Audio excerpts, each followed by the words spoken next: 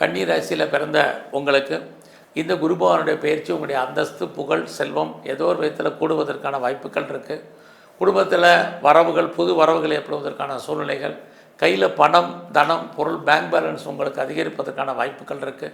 அது மட்டும் இல்லை, யாரெல்லாம் பெர்மனெண்ட்டு ப்ராப்பர்ட்டி வாங்கணும்னு ஆசைப்பட்டீங்களோ நீங்கள் அதை வாங்குவதற்கு, அடைவதற்கான சூழ்நிலைகள் இந்த பயிற்சியில் இருக்குது. எல்லாவற்றுக்கும் மேலாக உங்களுடைய ப்ரொஃபஷன், ஜாபை பொறுத்த வரைக்கும் ரொம்ப நல்லா இருக்குது.